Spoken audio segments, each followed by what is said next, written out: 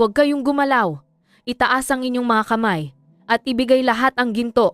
Kung hindi, babarilin ko kayo.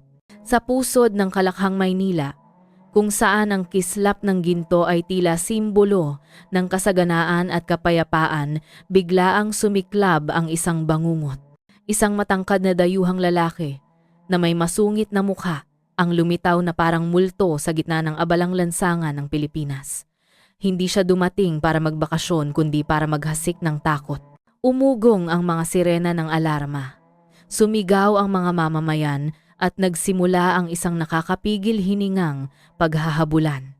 Makakagawa ba ng pinal na pag-aresto ang hustisya o makakatakas ang mapangahas na kriminal kasama ang yaman ng ginto at pilak? Sundan natin ang nakakagimbal na kaso na yumanig sa buong lungsod. Ang Makati City sa huling mga araw ng Marso ay may dalang nakakapasong init ng tag-araw. Sa mga kalsadang punong-puno ng sasakyan, ang gintong sikat ng araw ay humahaba sa mga makalumang hanay ng mga gusali na may kasamang mga modernong skyscraper. Sa gitna ng sikat na Chinatown ng Binondo, ang Joyeria Bituin ay isa sa mga matagal ng tindahan ng alahas na may malaking reputasyon. Ang tindahan ay nasa harapan mismo ng malaking kalsada na may nagliliwanag na signboard. Sa loob, ang mga salamin na display case ay naglalaman ng lahat ng uri ng alahas mula sa singsing, pulseras, kuwintas, hanggang sa mga inimpake at selyadong gintong bar. Ang pamilya na nagmamay-ari ng Joyeria Bituin ay ang pamilyang Lim, mga Chinese-Filipino na matagal nang naninirahan sa Maynila. Si Antonio Tony Lim, 15 taong gulang, ang ikatatlong henerasyon na nagmamay-ari ng tindahan. Kilala siya bilang isang taong mapagkakatiwalaan, seryoso sa negosyo at laging tapat sa mga customer. Ang kanyang asawa, si Ginang Lian Tangent Lim, isang may kakayahang babae, ay laging nasa counter kasama ang kanyang asawa. Mayroon silang 2 anak, isang lalaki at isang babae, na parehong nasa hustong gulang na. Ang panganay na lalaki ay nag-aaral sa Australia, habang ang bunsong anak na babae, si Katrina Kat Lim, 23 taong gulang, ay kalilipas lang sa kursong ekonomiya at madalas tumutulong sa kanyang mga magulang sa tindahan. Karamihan sa mga customer ng Joyeria Bituin ay mga regular na mamimili. Maraming pamilya ang nakipag-ugnayan na sa kanila sa loob ng maraming henerasyon. Nagtitiwala sila dahil sa malinaw na paraan ng pagbebenta, garantisadong kalidad ng produkto at dedikadong serbisyo. Matagal nang naging simbolo ang lugar na ito ng kasaganaan at kaligtasan sa gitna ng mataong lungsod. Noong umagang iyon, ang sikat ng araw ay tumagos sa malaking salamin na bintana sa harap ng tindahan. Maagang nagbukas si Mr. Lim. Pinupunasan ng bawat salamin na display case, inaayos ang mga kumikinang na singsing at ang mga kuwintas na ginto. Si Kat ay nakaupo sa loob ng opisina, tinitingnan ng ledger ng mga benta mula sa nakaraang araw. Si Mrs. Lim ay abala sa paghahanda ng tsaa at kape para sa kanyang asawa at anak. Ang tagpong pamilya at tindahan ay nagpapahiwatig ng kapayapaan, isang masaganang buhay na pinapangarap ng marami. Gayunpaman, sa loob ng katahimikan na iyon, may bagyo na tahimik na papalapit. Sa kabilang bangketa, tapat ng Joyeria Bituin, isang matangkad na lalaki, may maputing balat at gininto ang buhok na gusot sa ilalim ng sikat ng araw, ay tahimik na nagmamasid. Nakasuot siya ng baseball cap at sunglasses at may hawak na kamera ng turista, nagkukunwari na naglilibot sa kalye. Ang kanyang kakaibang mukha ay hindi kabilang sa mga lokal na residente. Siya ay isang dayuhan, nakalilipas lang na lumitaw sa lugar sa loob ng halos 1 linggo. Ang lalaki ay nagngangalang James Carter, 80 taong gulang, isang mamamayan ng Amerika. Walang nakakaalam kung kailan siya dumating sa Pilipinas. Ang alam lang ng lahat ay sa nakaraang ilang araw, madalas siyang nakikita sa mga coffee shop malapit sa palengke, naglalakad sa kalsada kung nasaan ang Joyeria Bituin. Nag-uusap siya ng ilang salita sa Tagalog sa mga nagtitinda sa kalye at kung minsan ay nagkukunwari na bumibili ng sigarilyo o kape, barako para makaupo at magmasid sa kalye. Ngunit ang tingin ni James ay hindi nagkataon lamang. Madalas itong humihinto sa harap ng joyeria bituin na tila may pinaplano. Si James ay may kriminal na kasaysayan sa kanyang bayan. Dati siyang nasangkot sa ilang pagnanakaw at pagbebenta ng mga peking kalakal at tinutugis ng pulisya sa Amerika. Salamat sa kanyang mga taktika sa pagtakas, tumakas si James patungong Timog Silangang Asya sa pamamagitan ng Thailand at Cambodia at pagkatapos ay ilegal na pumasok sa Pilipinas. Sa malayong bansang ito, inisip ni James na magiging mas madali siyang magtago at baka kumita pa sa kakulangan ng pag-iingat ng mga tao. Habang naglalakad sa distrito, lumiwanag ang mata ni James nang makita niya ang joyeria bituin. Para sa isang taong nangahas magnakaw sa isang maliit na tindahan ng alahas sa Amerika, ito ay isang malaking target.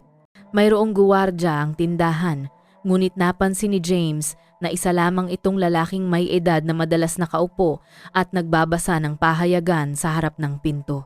Ang sistema ng salamin na pinto ay matibay ngunit mayroon pa ring butas. Ang pang-araw-araw na ugali ng pagbubukas ng tindahan ay naging mahalagang clue. Nagsimulang magplano si James. Umupa siya ng isang maliit na kwarto sa isang alley malapit sa tindahan. Sa umaga, nagkukunwari siyang turista na naglalakad at kumukuha ng mga larawan, umiinom ng kape at nagmamasid. Sa gabi, inaaral ni James ang mga pasukan at labasan ng kalye. Ang mga eskinita na maaaring gamitin bilang ruta ng pagtakas. Nakiisa pa siya sa ilang lokal na kabataan nagmumungkahi ng mabilis na mga transaksyon sa negosyo na may mapang-akyat na tingin. Samantala, wala man lang ideya ang pamilyang Lim tungkol sa mga mata na nag-aabang sa kanila. Patuloy silang abala sa kanilang pang-araw-araw na gawain. Minsan, nakita ni Kat na may isang dayuhan na madalas nakatayo sa kabilang kalsada at kumukuha ng mga larawan. Inisip niya na isa lamang itong turista na gusto ang masiglang tanawin ng lungsod. Walang sino man ang nag-akala na sa loob lamang ng ilang araw ang dayuhang iyon ang magdudulot ng isang nakagigimbal na shockwave na gagawing pinangyarihan ng isang seryosong krimen ang mapayapang tanawin na ito. Unti-unting naging pamilyar si James Carter sa ritmo ng abalang lungsod. Sa umaga, nagkukunwari siyang isang inosenteng turista. May hawak na mapa, nakasuot ng backpack, at may nakasanayang ngiti kapag nakakasalubong ng tingin ng iba. Sa gabi, lumilitaw si James bilang isang maninila, nakaupo ng maraming oras sa harap ng bintana ng kanyang boarding house, gumagawa ng mga ruta ng pagtakas sa isang gusot na piraso ng papel.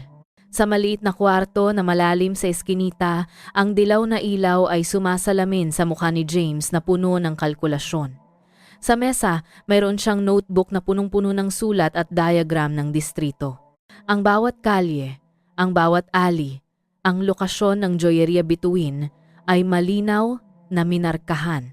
Binilugan niya ng pula ang mga oras kung kailan matao ang tindahan, kung kailan wala sa pwesto si Mang Tomas na guwardya, at maging ang pang-araw-araw na paggalaw ni Mr. Lim at ng kanyang asawa. Upang mapataas ang kanyang chance na magtagumpay, kailangan ni James ng kasama. Nagsimula siyang makipag-ugnayan sa isang grupo ng mga kabataang Filipino na madalas magtipon sa isang sidewalk cafe. Kasama sa grupo si Rafael Rafi Cruz, 25 taong gulang na may record ng pagnanakaw. Si Rafi ay nagtatrabaho sa iba't ibang lugar, mahilig magsaya at laging naghahanap ng mabilis na pera. Napansin ang pagiging mapangahas ni Rafi, maingat na nag-alok si James. May alam akong lugar, kailangan lang ng mabilis na pag-atake at makakakuha tayo ng maraming ginto. Sumiklab ang kasakiman sa mata ni Rafi. Saan? Paano tayo tatakas? Ngumiti ng bahagya si James, matatag ang boses. Kinakalkula ko na ang lahat, kailangan mo lang akong sundin, walang makakahuli sa atin. Sa simula, nag-alinlangan si Rafi, ngunit sa pagtingin sa posibilidad na magbago ang kanyang buhay, pumayag siyang sumali. Mula noon, nagsimula ang kanilang mga kumpidensyal na pag-uusap. Umupo sila sa isang tagpi-tagping karenderya sa dulo ng kalye, nagkukunwari na nagtatawanan bilang magkaibigan, ngunit sa katunayan ay nagpapalitan ng mga detalye ng kanilang plano. Ikinuwento ni James ang tungkol sa kanyang mga nakaraang krimen sa kanyang bayan. Malamig ang kanyang boses at nag-aapoy ang kanyang mga mata na nagpakumbinsi kay Rafi na siya ay talagang may karanasan. Ang plano ay detalyado. Direktang papasok si James sa tindahan ng ginto magkukunwari na isang customer. Kapag binuksan ng may-ari ng tindahan ng display cabinet, gagamitin niya ang isang peking baril upang manakot at kunin ang ginto na kanyang pinuntirya. Si Rafi naman ay maghihintay sa labas ng pinto, nakasakay sa kanyang motorsiklo. Ang makina ay handa ng paandarin. Kailangan lang lumabas ni James at mabilis silang tatakas. Napagdesisyonan din nila ang ruta ng pagtakas sa pamamagitan ng isang serye ng maliliit na alley paikot sa isang tulay at pagkatapos ay mawawala sa mataong daloy ng mga tao. Upang magdagdag ng camouflage, bumili si James ng isang lumang helmet, maluwag na jacket at face mask upang takpan ang kanyang mukha. Nagsanay din siya ng paulit-ulit sa bawat galaw. Pagpasok, pagkuha ng ginto, pagtakas. Bawat galaw ay kailangang maging malinis at hindi dapat tumagal ng higit sa 2 minuto. Sa mga araw ng paghahanda, ilang beses huminto si James sa harap ng tindahan ng ginto, nagkunwari na tumitingin sa mga alahas. Ngumiti ng magiliw si Mr. Lim, nagpakita ng produkto si Mrs. Lim, at masayang nakikipag-usap si Kat sa magalang na dayuhang customer. Walang sino man ang naghinala na sa likod ng ngiting iyon ay ang kriminal na hangarin na magnakaw. Habang lalo siyang nakikipag-ugnayan, lalong tumitibay ang determinasyon ni James. Alam niya na ang joyeria bituin ay naglalaman ng ginto na nagkakahalaga ng 10 milyong piso. Sa isang beses na tagumpay lamang, magkakaroon siya ng sapat na pera upang makatakas sa Pilipinas at magpatuloy sa kanyang buhay bilang isang pugante sa ibang bansa. Ngunit sa anino ng balak na ito, mayroong maliliit na detalye na hindi napansin ni James.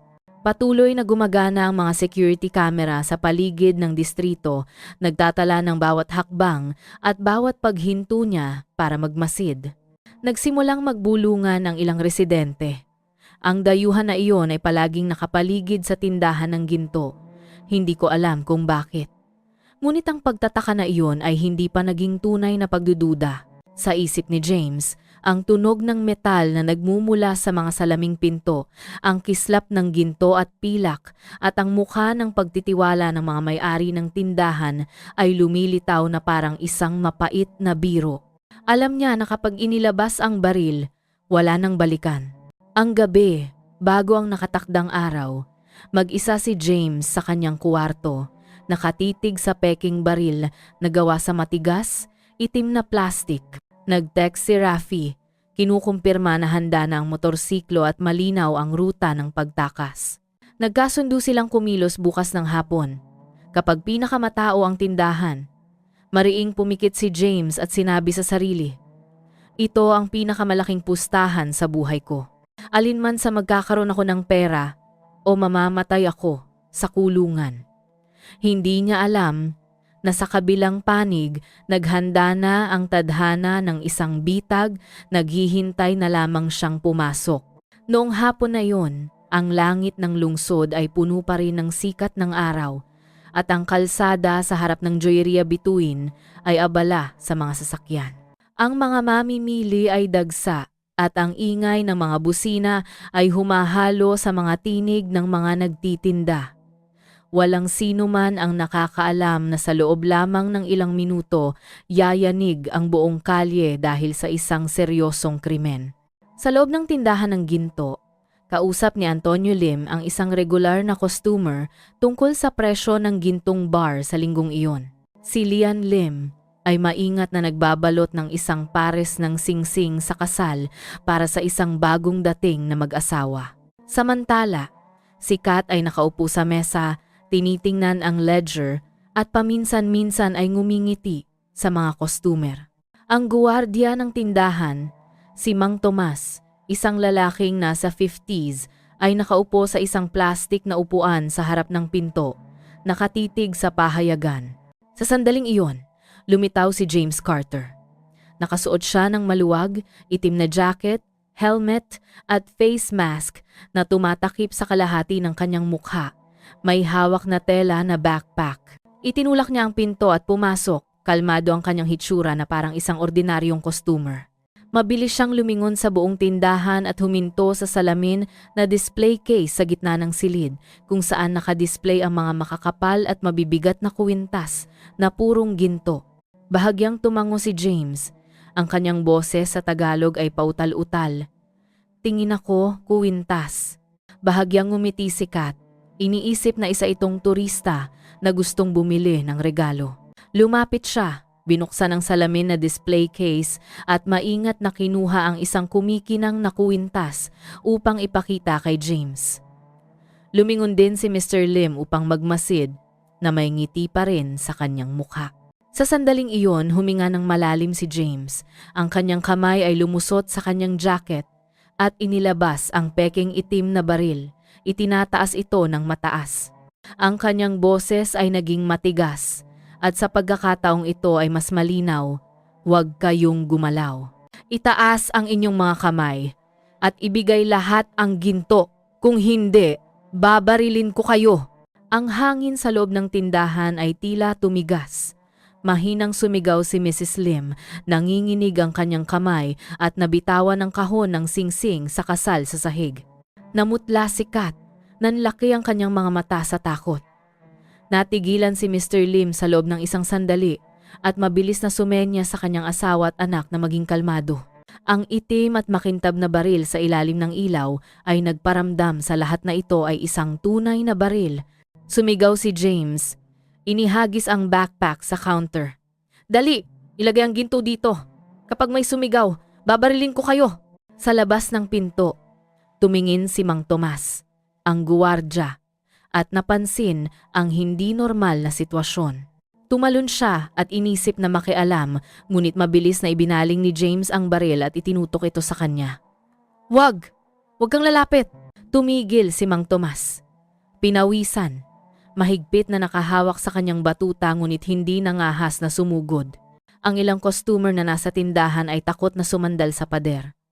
Nag-aalangan na binuksan ni Mrs. Lim ang display cabinet. Inilalabas ang mga tray ng ginto sa counter. Walang ingat na itinulak ni James ang mga ito sa backpack, paulit-ulit na tumitingin sa paligid. Ang ingay ng metal na nagbabanggaan ay nakakabingi at ang pawis ay lumalabas sa kanyang noo, ngunit ang kanyang mga mata ay nag-aapoy sa kasakiman. Sa gitna ng kaguluhan, isang matapang na customer ang sumigaw, "Hold up! Magnanakaw sa joyeria bituin!" Ang sigaw ay umalingaw-ngaw sa kalye. Nagulat ang mga dumadaan, huminto at lumingon. Nagsimulang umingay ang mga boses. Nagalit si James, ibinaling ang baril at nagsalita ng may galit na boses. Tahimik. Lahat tumahimik. Ngunit huli na. Sa labas ng pinto, maraming tao na ang sumisigaw. Ilang residente ang tumakbo upang tumawag sa pulisya. Nagmadali si Mang Tomas at pinindot ang alarm button na nakakabit sa ilalim ng kanyang guard station. Umugong ang sirena. Nagulat si James, mabilis na kumuha ng ilang piraso ng ginto, isinuot ang backpack sa kanyang balikat at tumakbo palabas ng pinto.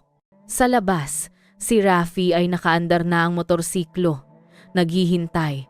Tumalon si James sa likod, sumigaw, "Takbo! Dali!" Ang motorsiklo ay umararo sa traffic. Iniiwan ang isang eksena ng kaguluhan sa likod nito. Ang mga tao ay sumisigaw at tumatakbo palayo.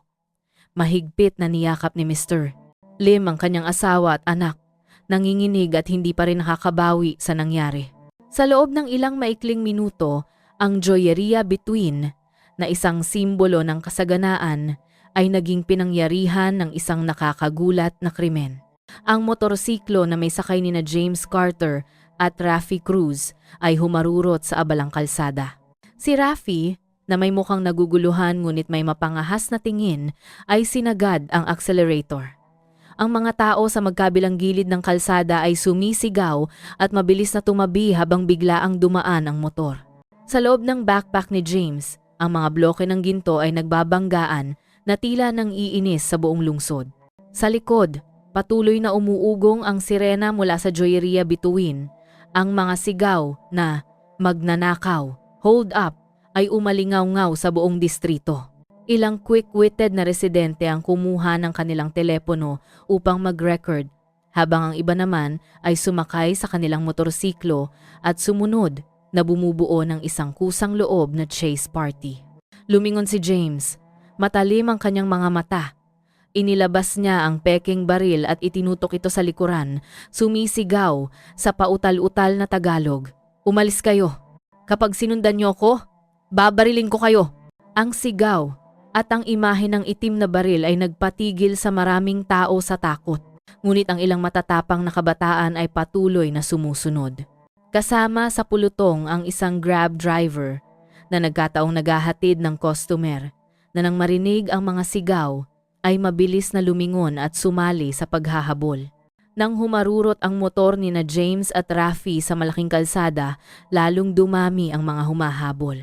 Umalingaw-ngaw ang tunog ng mga sirena ng pulis mula sa malayo na nagpapahiwatig na ang pulisya ng barangay at ang Criminal Investigation Unit ay namobilisa na.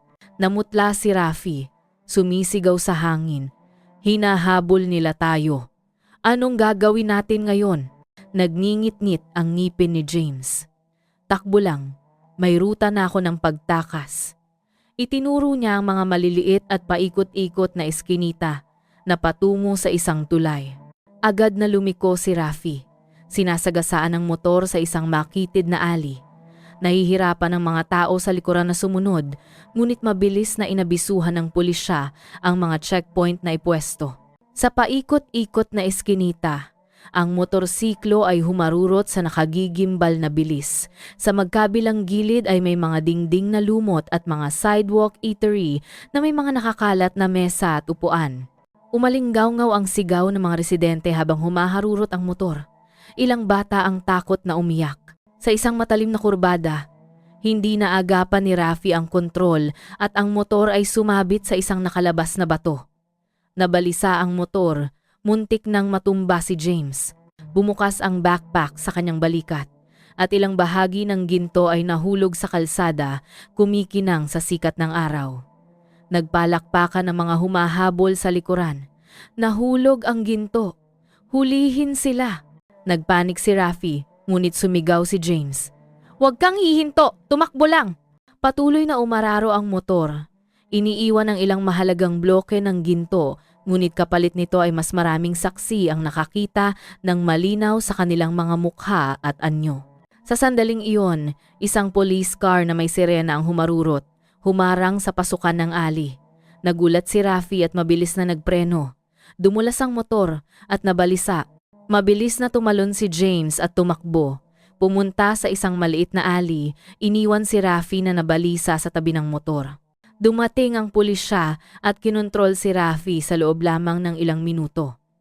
Umalingaw-ngaw ang sigaw habang nawala si James sa gitna ng mga magkakabit na alley. Habang tumatakas, humihingal si James at ang pawis ay umaagos. Mahigpit niyang niyakap ang backpack. Alam niyang hindi niya ito kayang dalhin ng matagal. Nang makarating siya sa isang mataas na pader, mabilis niyang itinapon ang backpack sa isang malagong halaman sa tabi ng kalsada at nagpatuloy sa pagtakbo. Inisip niya na babalikan niya ito kapag kumalma na ang sitwasyon. Ngunit hindi niya alam na ang kanyang buong paglalakbay ay naitala ng mga security camera sa buong distrito. Ang imahe ng isang matangkad na dayuhang lalaki na nakasuot ng itim na jacket at may face mask na tumatakas kasama ang isang backpack ay naipasa na sa punong tanggapan ng pulisya sa loob lamang ng ilang minuto. Isang utos na i-contain ang lugar ang inilabas. Ang pulisya ng mga kalapit na barangay ay inutusan na harangan ang lahat ng mga labasan. Ang K9 unit ay namobilis. Sumugod si James sa isang tagpi-tagping boarding house malapit sa Estero de Vitas, isang estero sa Maynila. Kumakabog ang kanyang puso. Inalis niya ang kanyang jacket, tinanggal ang face mask at sinubukan magkunwari na isang pagod na turista na kalilipas lang maglakad ng malayo. Ngunit ang tunog ng mga sirena ng pulisya ay lalong lumapit. Sa kanyang kalooban, nagsimulang lumaki ang takot. Alam niya na ang larong ito ng cat and mouse ay hindi magtatagal at sa isang pagkakamali lamang, maaaresto siya kaagad. Mabilis na pumasok si James Carter sa tagpi-tagping boarding house sa tabi ng Estero de Vitas. Ang amoy ng amag at usok ng sigarilyo ay pumasok sa kanyang ilong. Sinubukan niyang ayusin ang kanyang mabilis na paghinga. Nagkukunwari na isang naligaw na turista na naghahanap ng pahinga. Sa labas, patuloy na umuugong ang mga sirena ng pulisya. Ang mga tinig ng mga tao ay maingay na nag-uusap na nagpapabigat sa atmosfera. Pumili siya ng isang kwarto sa ikalawang palapag, isinara ang pinto, sumandal sa dingding, kumakabog ang kanyang puso na tila sasabog. Ang kanyang mga kamay ay nanginginig habang pinupunasan niya ang pawis sa kanyang noo at ang kanyang mga mata ay nag-aapoy sa gulat. Alam niya na nahuli na si Rafi, na nangangahulugang ganap na nabigo ang orihinal na plano. Bulong ni James sa Ingles. Malabo ang kanyang boses, "Damn it. Lahat ay sira na." Bigla ang sumulpot sa kanyang isip ang mga ideya ng pagtakas. Naisip niyang maghanap ng isang grab driver at magkunwari na turista at pagkatapos ay palihim na umalis sa lungsod. O kaya ay maaari siyang magtungo sa Port of Manila at maghanap ng paraan upang sumakay sa isang cargo ship upang umalis sa Pilipinas, ngunit lahat ng mga opsyon ay malabo. Dahil sa loob ng wala pang isang oras, ang kanyang imahe ay naipasa na sa lahat ng mga checkpoint. Isang matangkad, dayuhang lalaki na may blonde na buhok ay mahirap itago sa gitna ng maraming tao sa Pilipinas. Habang nagpapanik si James, sa kabilang panig, naglunsad ang puwersa ng pulisya ng lungsod ng isang malakihang pagkubkob. Ang Criminal Investigation Unit ay nakipagtulungan sa pulisya ng mga kalapit na lungsod at barangay, naghahati upang maghanap. Ang mga kalsada na patungo sa labas ng lungsod ay may mga checkpoint. Ang larawan ni James ay inilimbag sa dose-dosenang mga kopya at idinikit sa mga mahalagang barangay. Si Police Major Leonardo Leo Reyes, ang pinuno ng unit ng mga krimeng seryoso, ang direktang nag-utos. Nagbigay siya ng isang matatag na utos. Ang lalaking ito ay dayuhan, madaling makilala, mahirap makatakas. Kailangan nating i-blockade ang buong lugar sa paligid ng Estero de Vitas, halughugin ang bawat boarding house, bawat coffee shop, wag natin siyang pahintulutan na makatakas. Ang buong distrito ay tila tensyonado sa isang manhunt. Ang mga residente ay nagbubulungan, pagnanakaw sa tindahan ng ginto. Isang dayuhan ulit, hindi pa nangyayari ito dati. Maraming mausisa ang nagtipon upang manood, ang kanilang mga mata ay puno ng pag-aalala at pagtataka. Sa kwarto ng boarding house, idinikit ni James ang kanyang tenga sa pinto, naririnig ang bawat malakas na yapak sa labas. Alam niya na ang noose ay humihigpit. Sa isang iglap, nagdesisyon siyang humanap ng paraan upang makatakas kaagad. Mabilis niyang inalis ang kanyang jacket, pinalitan ito ng isang lumang t-shirt na nakuha niya sa kwarto at isinuot ang isang kupas na baseball cap. Ang kanyang mukha ay nabahira ng pawis at dumi. Sinubukan niyang magkunwari na isang mahirap na dayuhan na naglalakad at naghahanap ng trabaho.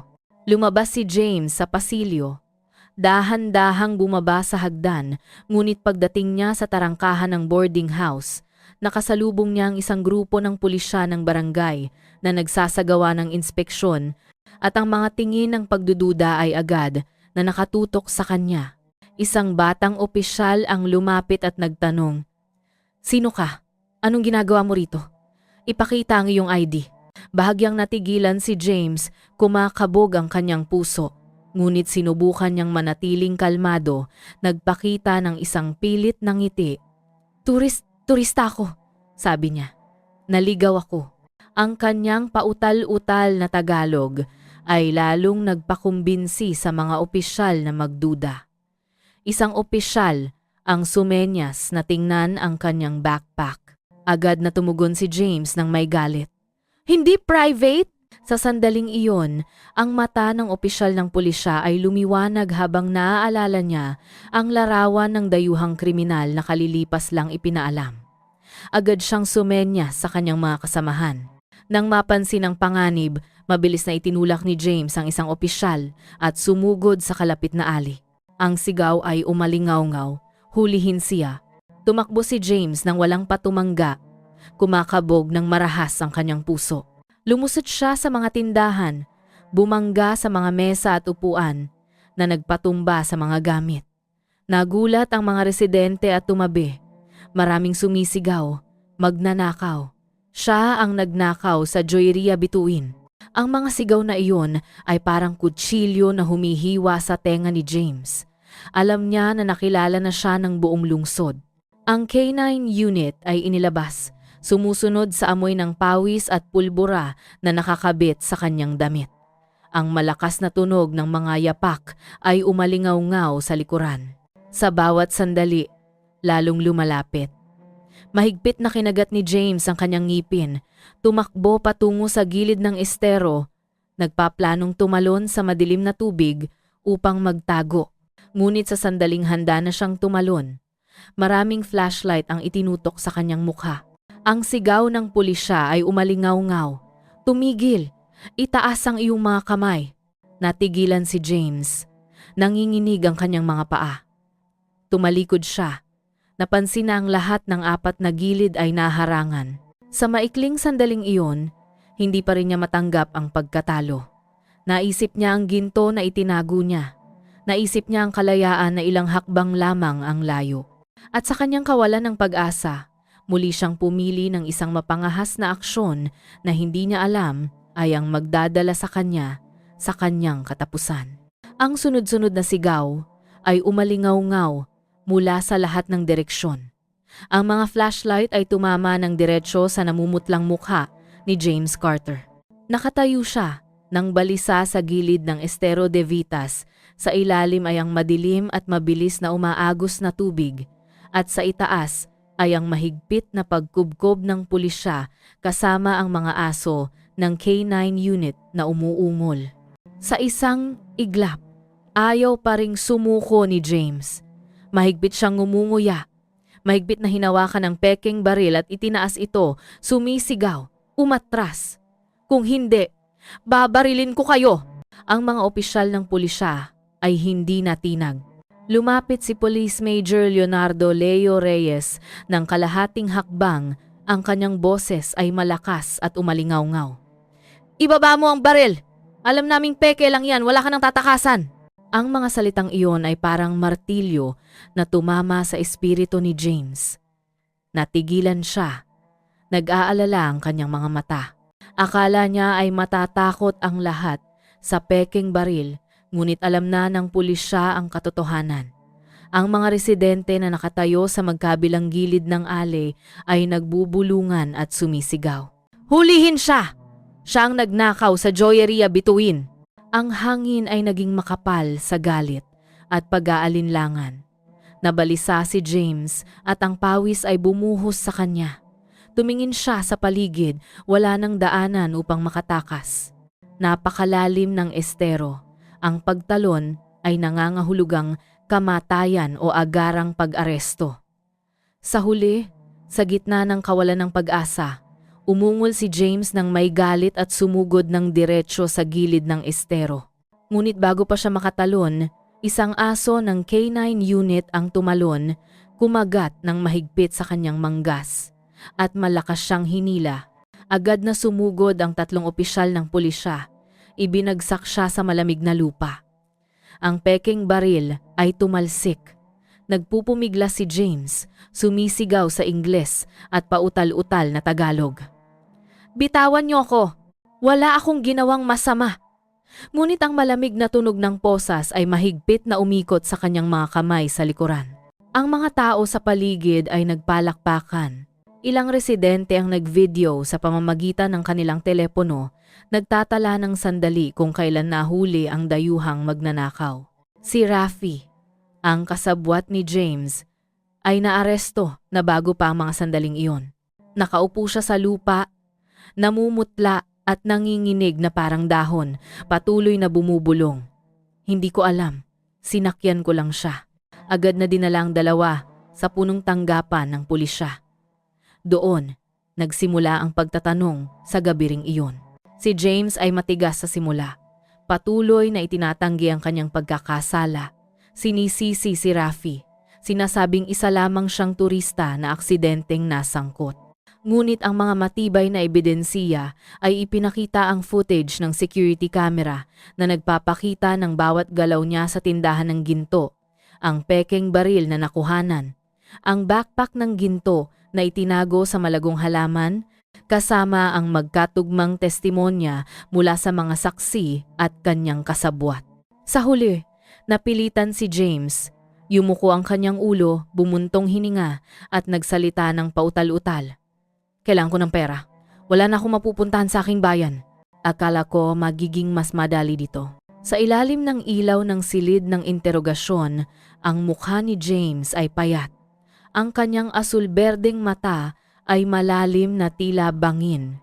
Ikinuwento niya ang tungkol sa kanyang masamang nakaraan, dati siyang kriminal sa Amerika. Tumakas mula sa warrant of arrest. Nagpalipat-lipat sa maraming bansa sa Timog Silangang Asya. Nang makarating sa Pilipinas, nakita niya ang pagkakataon na mabilis yumaman sa pamamagitan ng pagnanakaw sa tindahan ng ginto. Mali ang kalkulasyon ko, sabi ni James nang may hikbi. Napakabilis niyo rito, napakahigpit. Inamin din ni Rafi ang lahat sa ilalim ng presyon. Inamin niya na naakit siya ni James dahil sa kasakiman at impulsiveness. Hindi niya inaasahan na sa loob lamang ng ilang minuto ang kanyang buhay ay matatapos na. Ang interogasyon ay natapos sa isang mabigat na katahimikan. Nakaupo si James sa upuan, walang emosyon ang mga mata, ang kanyang mga kamay na nakaposas ay nanginginig. Umiyak si Rafi, nakayuko ang kanyang ulo sa mesa. Sa labas, ang mga ilaw ng lungsod ay maliwanag pa rin, ang mga sasakyan ay abala, ngunit sa isip ng maraming tao, ang pagnanakaw sa tindahan ng ginto ng isang dayuhan ay naging isang nakakagulat na kwento. Ang lahat ay nag-usap. Bakit kaya nagkaroon ng ganoong kapangahasan ng isang tao mula sa malayo at paano masisira ng isang sandali ng kasakiman ang isang buong buhay? Ang balita tungkol sa pagnanakaw sa Joyeria Bituin na ginawa ng isang dayuhan ay mabilis na kumalat sa buong lungsod. Ang mga pahayagan ay naglabas ng maiingay na ulat. Ang mga news program sa telebisyon ay patuloy na nagbanggit nito at ang social media ay nag-viral na may hindi mabilang na galit na komento. Nag-usap ang mga residente. Hindi pa kami nakakita ng pagnanakaw sa tindahan ng ginto na ginawa ng isang dayuhan. Nakakagulat. Pagkatapos ng ilang buwan ng investigasyon, nakumpleto ang case file.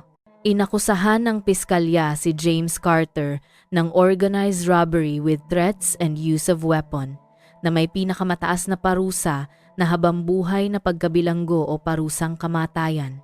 Ang kanyang kasabwat na si Rafi ay inakusahan bilang accomplice ng araw ng paglilitis na puno ng tao ang hustisya ng Maynila. Mula sa umaga pa lamang, daan-daang curious na residente ang nagtipon, naghihintay sa labas. Lahat ay gustong makita ng personal ang mapangahas na dayuhang lalaki na humarap sa hukuman. Sa silid ng paglilitis, lumitaw si James Carter na nakasuot ng asul na uniforme ng bilanggo. Nakaposas ang kanyang dalawang kamay, payat ang mukha at malalim ang mga mata. Sa tabi niya ay si Rafi, na nanghina, ang kanyang mga mata ay walang buhay, yumuko na tila wala ng lakas. Ang tagapangulo ng paglilitis ay nagsalita ng may seryosong boses. Akusado, James Carter, inaamin mo ba ang pagkakasala? Nanatiling tahimik si James sa loob ng mahabang sandali, pagkatapos ay bumuntong hininga. Ang kanyang pautal-utal na boses ay nagsabi, inaamin ko ang pagkakasala. Nagkamali ako. Umalingaw-ngaw ang bulungan sa bulwagan, maraming tingin ang puno ng galit, ang ilan ay umiling sa awa. Binasa ng kinatawan ng piskalya ang mga artikulo ng akusasyon, inililista ang bawat detalye ng kanyang krimen. Mula sa pagsubaybay, pagpaplano, paggamit ng peking armas upang manakot, pagdudulot ng takot, pagkalat ng ginto sa kalye, hanggang sa pagtakas at pag-aresto, Ang mga hindi may kakailang ebidensiya ay malinaw na lumitaw.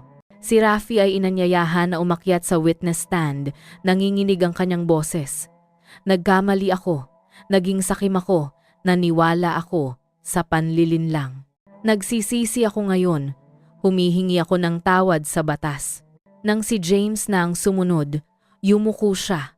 Ang kanyang mga mata ay namumula habang sinasabi ang kanyang huling mga salita. Alam ko na sinira ko ang sarili kong buhay. Tumakas ako mula sa aking bayan. Akala ko ay mabubuhay ako sa pagnanakaw, ngunit ngayon naiintindihan ko na saan man ako magpunta, hindi ako makakatakas sa hustisya. Humihingi ako ng tawad sa mga taong sinaktan ko. Humihingi ako ng tawad sa bansang ito. Pagkatapos ng maraming oras ng paglilitis, nagbigay ng hatol ang Judicial Council.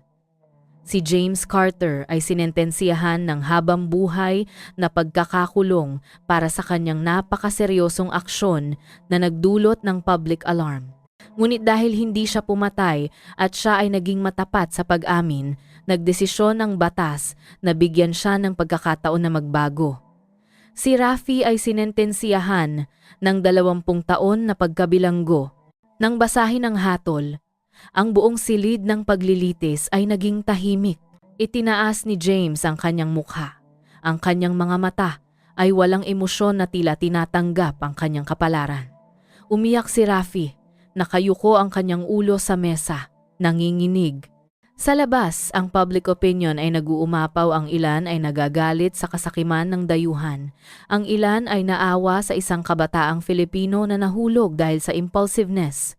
Ngunit lahat sila ay sumang-ayon na ang kaso ay isang malakas na paalala. Walang sino man ang makakabaliwala sa batas ng Pilipinas at ang kasakiman ay nagdudulot lamang ng kapahamakan. Ang joyeria bituing pagkatapos engesyok ay unti-unting bumalik sa normal. Si Mr. Lim, Mrs. Lim at Kat ay nagbukas pa rin ng tindahan araw-araw, ngunit ang kanilang mga mata ay naging mas tahimik. Sa pamamagitan ng kaganapan, mas nauunawaan nila ang halaga ng kapayapaan at pinahahalagahan ang mga sandali ng kaligtasan na magkakasama.